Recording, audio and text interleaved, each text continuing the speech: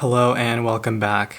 So it's January 1st, 2020. I feel like this year went by really fast. For me, it's been really nice to spend Christmas and New Year's with my family, to go back home and get some rest before starting school again. Kind of wanted to do a short little video about the new year and setting resolutions. I know that for New Year's, a lot of people like to set resolutions and they get really excited about starting the new year off right and setting goals for themselves. And so I wanted to share like a quick little video about something that I learned a few years ago. It was in one of my art classes, of all things. My professor was really big on time management skills and being intentional about how you schedule your time, how you set goals and work on projects. And so she offered a little bit of advice as people are thinking about, how do they set resolutions? How do they set goals for themselves? I thought this might be useful for that.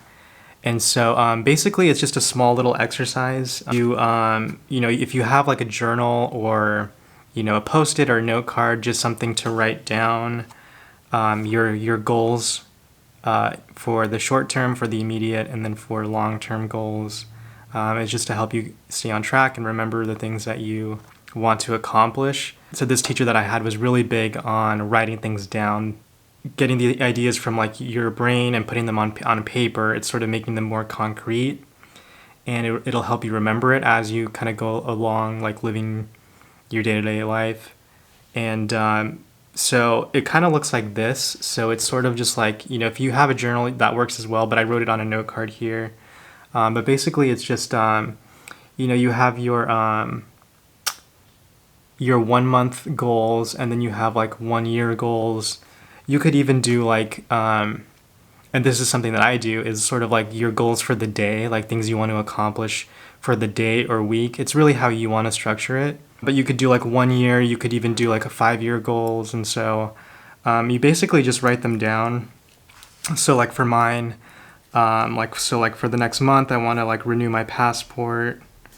I want to travel sometime this year, and so renewing my passport, that'll be something that, keeping me on track for doing those more long-term goals. So like renew my passport, apply to more conferences for school. So this year, in February, I'm going to a conference in New Mexico. Early December, I had applied to present at this conference and I got accepted, so I'm really excited about that. And so that'll be coming up in February. Being in a PhD program, and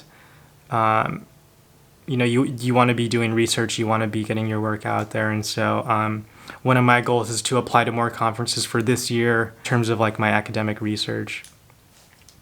And then another goal that I have is to run more consistently.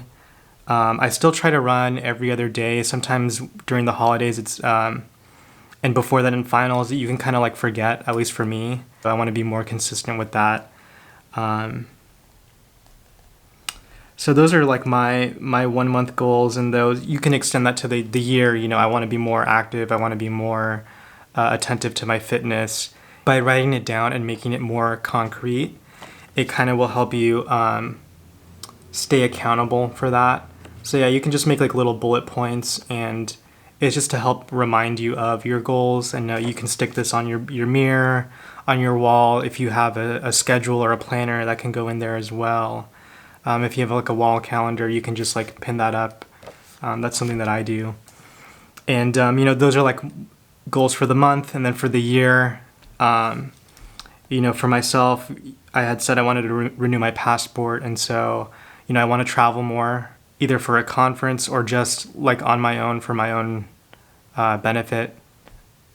By writing them down, it's just sort of like putting it in your memory. And, according to this teacher, and I kind of agreed with her, just the simple act of writing it down, like you can forget it in the short term, but the fact that you have it written down, you've committed to that, it's going to be in your unconscious, you're going to be subconsciously working towards those goals, even if you're forgetting about them, if they're not at the forefront of your mind on a daily basis. They will be in the back of your mind, and you'll be working towards those, even if you forget about it. And it's kind of cool, like if you have planners or journals from previous years and you can kind of look back at what you wrote, your goals can change.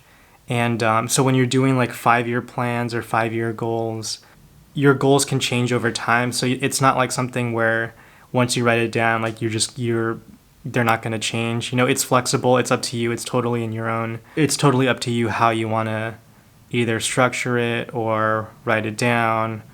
And there are things that you can add or subtract as you think about them. So like as you go through the year, maybe there's something that comes up that you really want to do and commit to, then you can do that as well. But I thought this was just kind of like a cool little exercise that I find helpful. It's something that I kind of do throughout the year. It's not something that, only because it's New Year's, I'm making resolutions. I think when you make just like one resolution and you get really excited about it right away at the beginning of the year, you can kind of have this tendency to burn out and you get really excited. I know some people really do that where they get really into it and they just kind of forget about it or lose interest. But, if you set time and you reflect about the things you want, the things that you're hoping to get for the new year, for the next 5 years, the next decade, and really think about what's going to make an impact in your life, really think about the things that are important to you. If you take that time to reflect, hopefully these things are going to be things of value and substance that are going to benefit you. I know sometimes the shorter term goals, like if you have a day-to-day goal list, they're not going to be really dramatic, powerful goals that are going to be life-changing. If it's sort of like I have to go get groceries or I have to do this homework assignment, that's not really going to change your life. But I think it'll help you be organized. It'll help you get some structure.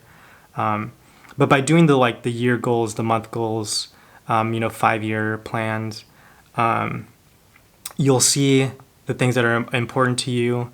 You'll see where your priorities are. And if you look back, you can see how they change. If you're in school or if you're in work and your situation changes, your goals will reflect that. And so it's kind of fun to look back and say, oh, this is something that I'm not too worried about now, but a few years ago, looking back, this is kind of interesting that I was interested in this or I wanted this. So it's with time, they say, comes wisdom. I totally believe that. Your values will change, your priorities will change, and that's just how life is. But I think by having this plan, it's gonna be helpful towards figuring out like what you want out of the next year and the next few years. So I hope this was helpful. This was something that I learned. I was taking an art class a few years ago, and one of my teachers like really wanted us to do this. We did this as a class exercise. I found it helpful then, and so I thought I would share it with you guys.